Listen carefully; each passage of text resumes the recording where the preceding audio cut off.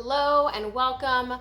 My name is Errity Green and this is Wise Woman Television, and this is the next episode of Here on Earth, where I break down spiritual concepts into real world practicalities. And I do this so that we can actually live our truth and be the change, which is difficult to do when everything is super abstract and super spiritual. We need to bring it down to earth and make it livable, breathable. So I first encourage you to like and subscribe. Liking ensures other people see the video, and subscribing ensures your own commitment to yourself, so that every single time a notification comes up, you can return to your own path and commitment to your own growth. So I wanted to talk about compassion and oneness today. Talk about sort of feminine embodiment of spirituality and the masculine embodiment of spirituality, and how they come together, and the necessity for both of them to come together, and why compassion isn't really the most healthy or appropriate response without boundaries, without sovereignty, without structure, without safety. So we're going to talk about that, because I think we see so much talk, we could call it spiritual bypassing, right? We see so much talk about compassion and oneness, and I forgive, that's it, I just forgive, or light and love, it's all light, it's all love. And luckily we're seeing a lot of changing and shifting around all of that vernacular. However, we still see a lot of just have compassion. You know, I recently had an experience on Facebook where I was sharing my own life experience, right? My own life experience that had nothing to do with anyone else. That card falling, we'll see what that's about later.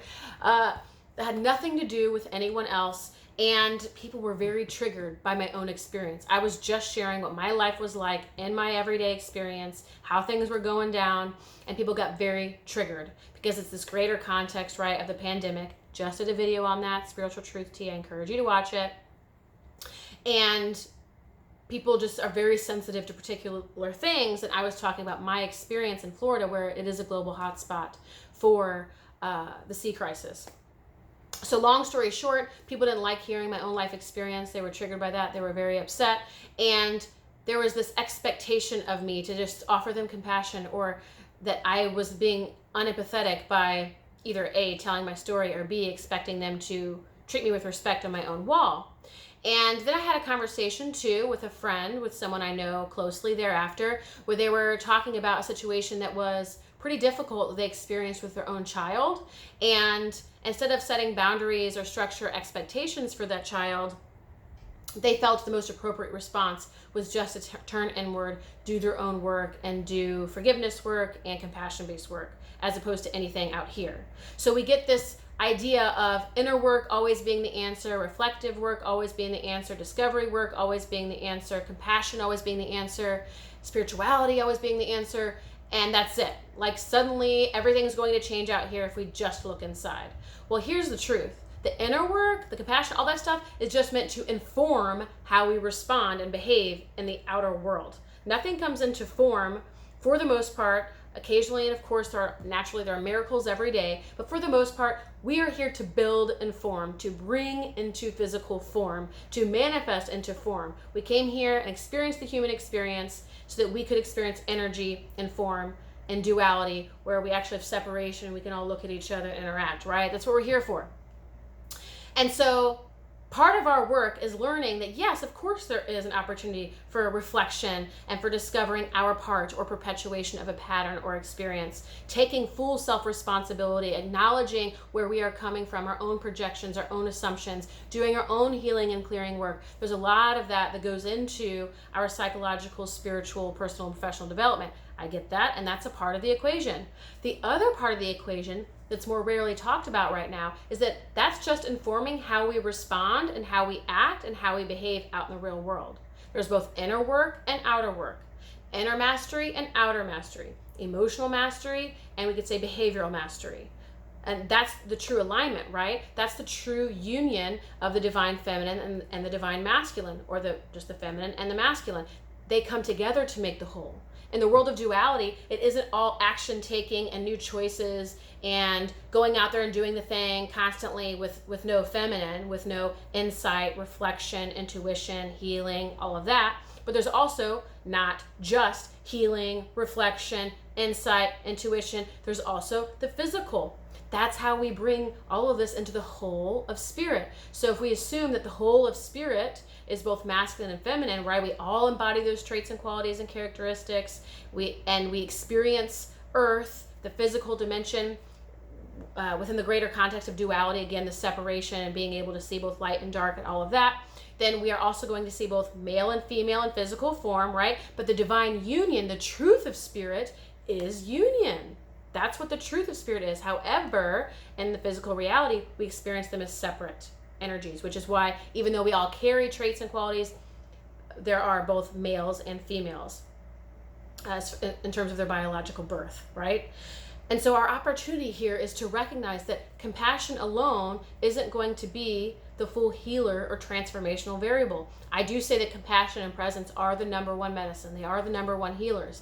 And it informs our behavior and our choices and our actions. We can take a compassionate action, right? So in the case of that person who was telling me about their son, who was like, oh, I know the work is just within me. I just have to go in and do my own reflection work.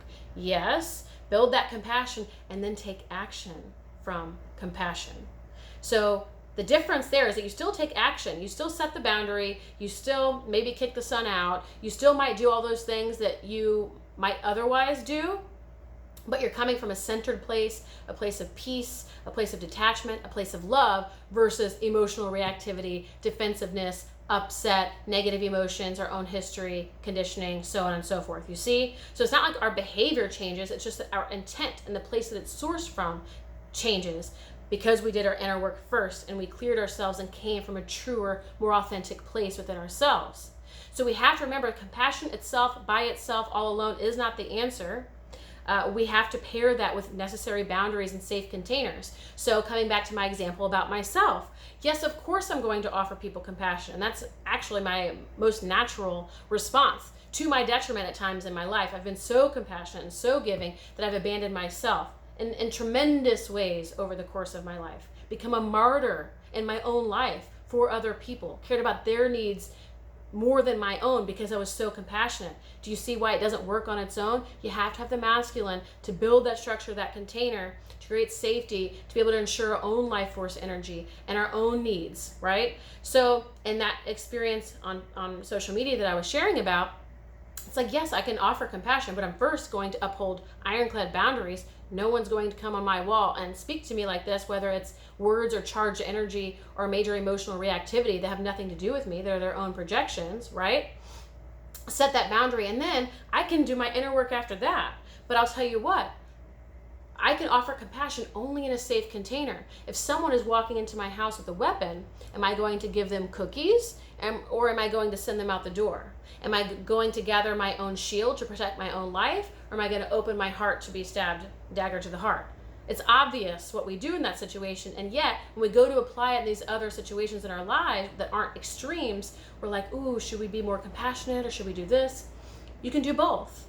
You create the structure, you create the safety, you insist on that through your boundaries, and you can be compassionate in your response if you so choose, and or you can do your own inner work after, your own reflection and awareness work after. Recognize where your reactivity was coming from, where your defensiveness was coming from, creating compassion for yourself, then sending compassion and love from a distance where now both you and the other person are safe, and that you aren't unsafe because you've now decided to offer someone else compassion instead of yourself. Do you see?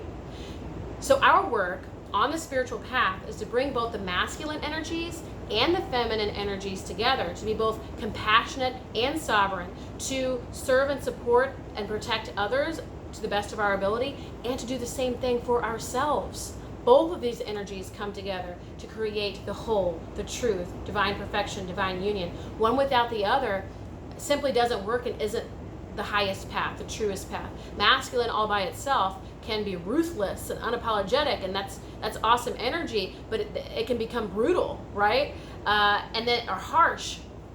And then you have feminine energy, which can become all by itself wallowy, and you lose a sense of self. And now, I've heard people call it the swampy feminine, like you kind of wallow and you disappear, your whole life's depression, right? And of course, there's conscious and unconscious parts of these energies. All of that to say, the the most ideal path that's going to serve you and serve your loved ones and serve you in your life path and in your life's work is going to be through combining both of those energies, ensuring your own safety before offering compassion, combining both compassion and action taking, doing the inner work so that you can support yourself to respond and behave from a more authentic and true place, as opposed to just doing the inner work and then letting everything else in your physical reality fall to the wayside or fall apart or destroy you because you haven't put up the boundaries to respect yourself. So with that, I will see you next week. I'm so glad that you came here, and I encourage you to balance both your compassion with your action taking to serve, support, and protect yourself. Until next time.